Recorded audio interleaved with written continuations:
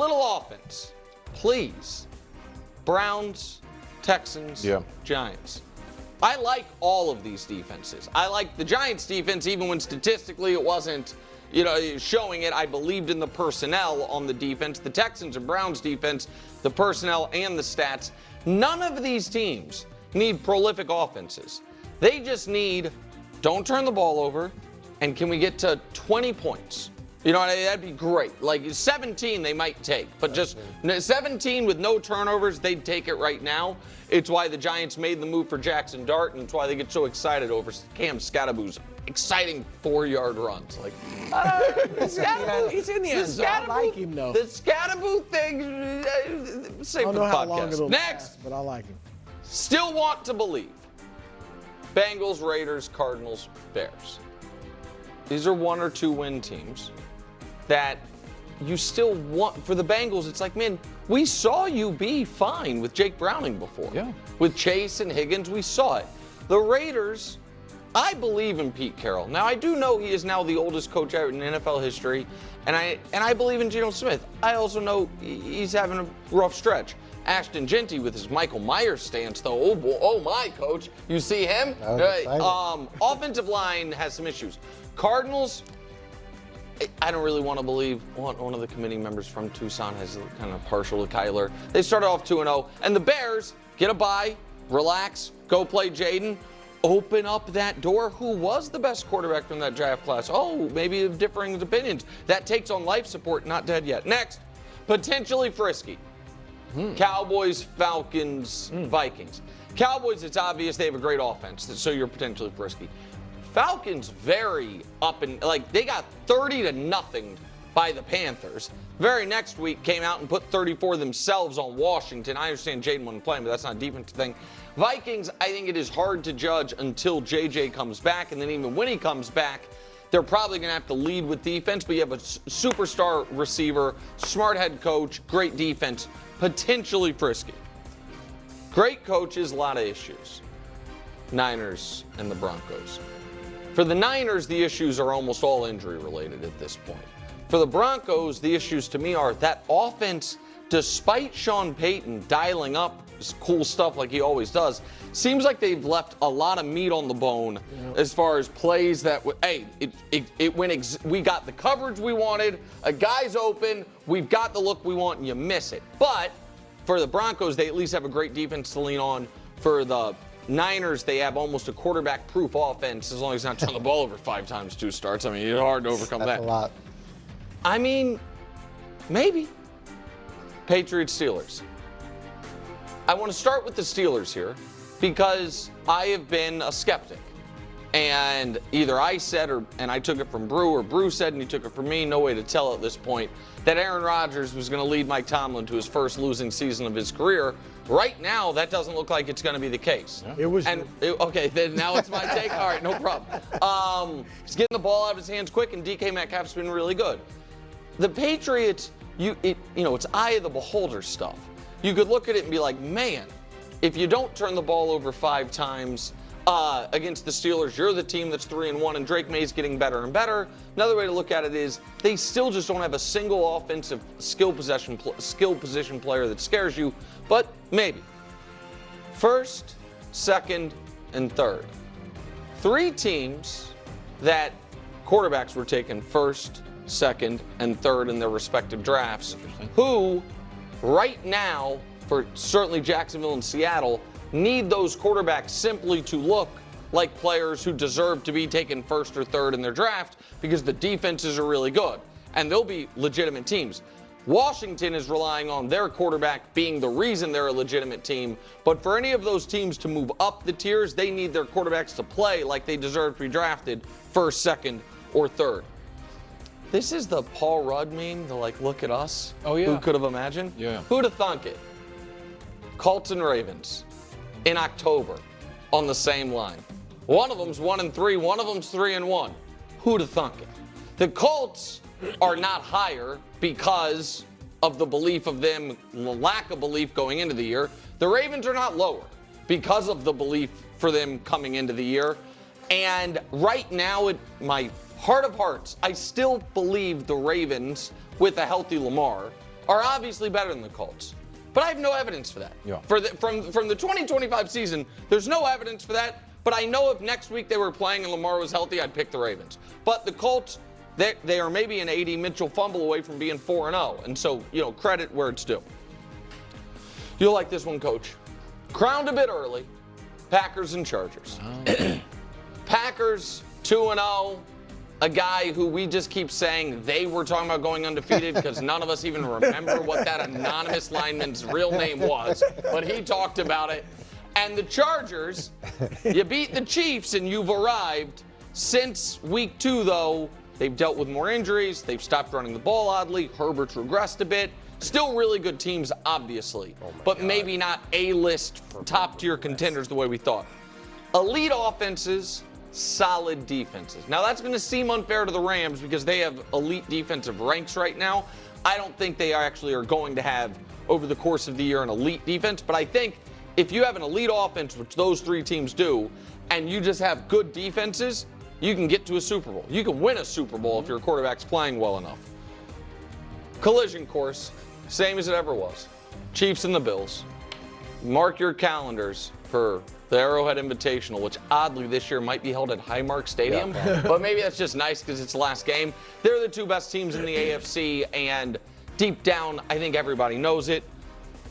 And atop the tiers, once again, mediocre at everything, but winning. And that's a compliment, Philadelphia. Yeah. Like, that you can't find a stat Philly's great at, except for the fact that they win all the games and they've played a brutal schedule. Right. Like they didn't get to 4-0 the way the Bills did with 1 good team and then 3 cupcakes. The easiest team they played is Dallas, who's good. Everyone else they've played, we think, could make the Super Bowl in Tampa, the Rams, and the Chiefs. And they're 4-0 despite not being great at, you can't, other than blocked kicks, they're not near the top of the league in anything. That is the Week 5. Yeah. Mediocre at everything but winning. That's a compliment. Maybe. I don't think that this list is, this ranking is the worst thing. I think we have a lot of clarity here. There's definitely some issues that I have with the Broncos being that low. I think for me, I'm okay and comfortable because as I was like writing stuff down, I'm comfortable putting a team like the 49ers, the Chargers, the Vikings, the Commanders, and the Ravens. In terms of the injuries, who's the quarterback, like you're talking about some of these teams like are just absolutely just decimated right now. And I just genuinely don't know what to do with them. I mean, I don't know what the heck to do with the Ravens without Lamar Jackson. I mean, like, what am I supposed to do? The 49ers, it's like, I don't know, is Brock Purdy saying healthy or not? Yes or no? Mac Jones, like, Christian McCaffrey, Kittle, like, what's happening there? That Chargers O-line is literally non-existent right now. And the Vikings, it's like, is it Carson Wentz? Is it J.J. McCarthy? I don't know what type of game they're going to play there. And then with the Commanders, I know Jaden Daniels now is back. He's finally...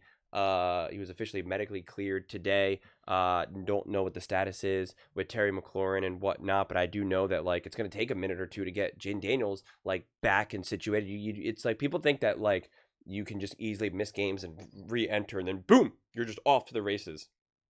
It's just not how it works, especially when you get injured early on in the season. You're just completely out of rhythm with the rest of the team, which is exactly what we saw happen with the Green Bay Packers and Jordan Love last year. And so again, this is a young quarterback who I think is elite, who I think is special, who I think is great, but it's just, I'm not going to pretend that he can just now hop back in with the Commanders and just be, boom, we're good, let's let it rip, and now we're good, especially a lower body injury for someone who is incredibly mobile. So I don't know the style of play he's going to look to play. I don't know just his level of health that he has, even though he's obviously cleared to play. There's just too many question marks. Like I just genuinely don't know, and I'm okay to admit that.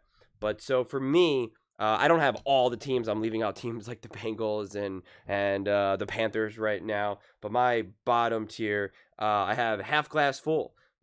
Falcons, Patriots, Bears, Jags, Cowboys. It's like there's a lot to like. There's plenty of things to feel optimistic about this team, but it also like it doesn't feel quite right just yet. Patriots, you're like, okay, are we getting some momentum here? You're like, oh, okay. Bears, you're like, hey, Caleb's definitely looking better.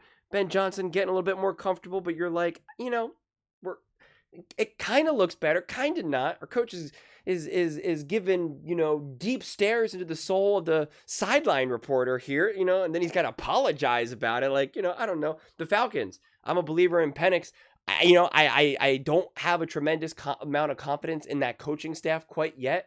I loved what I saw against the Washington Commanders. I thought that was a great win. And so, you're optimistic, but you're just like, not quite sure. The Jags, like I was a big believer in Liam Cohen and Trevor Lawrence meeting up together. And there's a lot that I like there too, but also a lot that I really don't like. And so I'm like, it's hard for some of these teams that, aren't 100% complete just yet, or don't have like a long track record.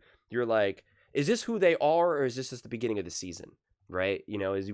Are they going to get better, or is this just who they are? It's a little bit harder to make that conclusion or to evaluate that compared to teams like the Bills, the Eagles, the Chiefs, teams that like, you have a sense of like, okay, it's just the first few weeks of the season. They're kind of getting situated, etc. And then, same thing with the Cowboys. It's just like a lot to really like there, but then also kind of like, you did, it's like, I don't know. Is that defense really going to be too much to overcome right now? And of course, CeeDee Lamb's down there as well. You loved what you saw with the Packers. Are they going to be able to keep up that pace? I don't know. Nobody knows. You don't know.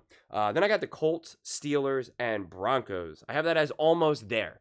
A lot of belief in these three teams. A lot of belief. A lot of people are really ragging on Daniel Jones from his last game, and I don't really understand why. I think he played great that game. Yeah, he had some turnovers, and you want to see him minimize that, but one of those turnovers, I don't really think it was his fault. It was part of the scripted play of just like, hey, let's just let it rip downfield. Like I actually put that a little bit more on Shane Steichen in that moment of just being like, hey, what you're being too aggressive right now. I don't see why you're necessarily going about that. And they easily, when I say easily, I don't mean like they easily could have beat the Rams, but like that easily could have been a win. They could have come away with a win there against LA if things kind of went a little bit differently, the fumble, etc., etc. So I thought that was a really good game. And then again, the Steelers. Been talking a lot about the Steelers recently, and their defense seems to be coming into their own. Talking about a team that just needed a few weeks to kind of start to get situated here. And this offense seems to now finally be settled with Aaron Rodgers. But there is a fragility. When you have that old of a quarterback, there is a fragility. Like Aaron Rodgers has been, I think really good. And even when they were ragging on him for a while, like I was defending him and saying, like, I think he's actually been playing good all these games. But you still sense that there's a fragility. And at this point, he hasn't. I thought he would be better at understanding his own limitations right now and the throws that he can no longer make versus the ones that he can. And so there was like, I forget exactly when it was, but there was one interception that he threw that I was just kind of like, you can't make that throw anymore right now. And I'm surprised that you haven't recognized that just yet. But this is also part of the process. This is part of, that's kind of part of the growing pains that he has being an older quarterback that he's still going to be in the process of figuring out. But again, to be fair, it's like, anytime he gets hit, you're kind of like, oh, hopefully he's okay. But as long as they keep him upright, as long as that defense can continue to play well, and as long as that O-line can prove that, they're getting better, then yeah, man, they're legit then. And same thing with the Broncos. Loved what I saw out of them against the Bengals. Loved what I saw out of Bo Nix. Bo Nix played awesome, making high level throws. A lot of drops though, which was frustrating to see. Obviously that defense is great, but they're obviously going up against a backup quarterback. And same thing, even just the offense going up against a terrible team. I expected them to win big. I expected them to look good, and so you really kind of have to separate like what did I see out of that team individually compared to just what the outcome was. So the outcome itself matters a lot less. It's the quality of play. Now they're going up against the Philadelphia Eagles. That could be a tough matchup, and this is what I've been saying about the Broncos all season. This is why it's so important to take care of business, take care of the games that you got to win, because you got to be able to lose to the Chargers. You got to be able to lose a tough game against the Eagles. This is the NFL. You can't expect to just be able to just let it rip week after week after week. So, I'm more interested to see not necessarily the outcome of the Eagles now of that game, but also the quality of play, the comfortability of Bo Nix, the type of risk he's taking, how that defense holds up against this Eagles offense, which reportedly has not been that good. So, we'll see. It's actually a fascinating matchup for both teams, honestly. Then I got hungry. The Packers, Lions, Rams, Seahawks, and Bucks. I think all of these teams really are so fascinating to me. I think obviously you have the most history with the Packers, Lions, and Rams. And in terms of historically speaking, you're going to have the most confidence with those quarterbacks. Obviously, the Packers a little bit less, but combined with Jordan Love and Matt LaFleur, and that was spectacular defense right up until they played the Dallas Cowboys. So we'll see how that continues. And I think the Lions continue to be incredibly well coached and just incredibly ready for every single game. And then, of course, the Rams. I mean, it's just, again, you'll be, as long as that team, when he says elite offenses, solid defenses, it's just like, as long as this roster is even remotely competent, if you have Sean McVay, Matt Stafford, and Puka Nacua, add adding Devontae to the mix, it's just like, a team like that will always give me a high level of fear and concern if you're facing them. And then again, the Seahawks and the Bucs are definitely more of an upcoming team more than anything, especially the Seahawks with Sam Darnold. Still fascinated to see what their final what their final production ends up looking like. And having the Seahawks go up against the Bucs this weekend is going to be great. And the Bucs, again, they're such a fascinating team because what's going to make that their version of special, what makes them the most dangerous, is going to be their trio of wide receivers with Baker Mayfield combined with that run game. And so we haven't seen that yet. So they're also kind of like in this holding area right now. Will it be special? Will it not be? How will it exactly unfold? Kind of waiting to see that, but obviously all really hungry teams and great teams. And then I got the Eagles, the Bills, and the Chiefs. Just tried and true, man. I mean, they're just the three teams that you could have the highest degree of confidence in. They're the last three teams that were standing last year, right? Eagles, obviously, Super Bowl. Chiefs, obviously, Super Bowl. Bills, AFC Championship game. It's just, listen, I think the Bills could technically be playing better. I think, obviously, of course, the Chiefs can be playing better. They're kind of still getting healthier and suspensions. And the Eagles keep winning, but they obviously could definitely be playing better as well. It's just, it's just funny. Every time I do these rankings, it's just always a combination between how are these teams playing right now and who do I have the most trust in the playoffs, divisional round, wild card, Super Bowl, whatever it may be.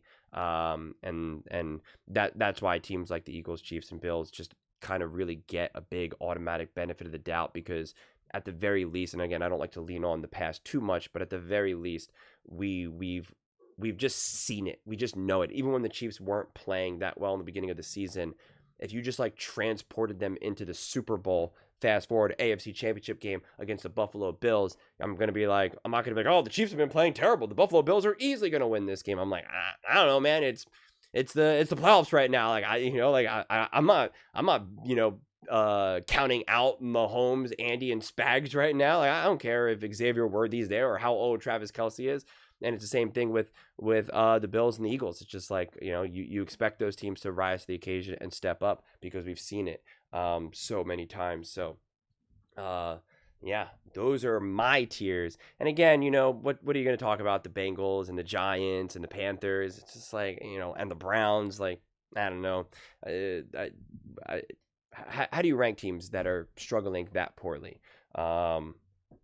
What sort of really say? It's like keep winning, get better, and then we can start to kind of evaluate things a little bit more closely. But until then, it's like whatever. And it is a bummer that we do have a real big collection of teams right now that are definitely kind of on this injury merry-go-round here. I mean, just even when I look at the 49ers, the Vikings, the Commanders, and the Ravens, all quarterback injuries right there, just like that. And it's just like you got quarterbacks potentially in and out of the lineup. Like you're just hard to evaluate in this moment of time. But those are just my thoughts. I'd absolutely love to hear yours. What do you guys all think about Nick's tiers, my tiers? What are your tiers? Let me know in the comments below. I read every single comment, so whether you agree with me or disagree with me, either way, let's get in some discussions, let's get in some fights, but ultimately, let's just have some fun. And please do consider subscribing. We are building an amazing community here, and absolutely love to see you part of it. I want to build something that we all generally feel connected to, something that we're really excited to be part of. I think we're well on our way to doing it. And please don't forget to give this video a thumbs up, as it really does help with the visibility and the algorithm. Thank you so much. See you next time.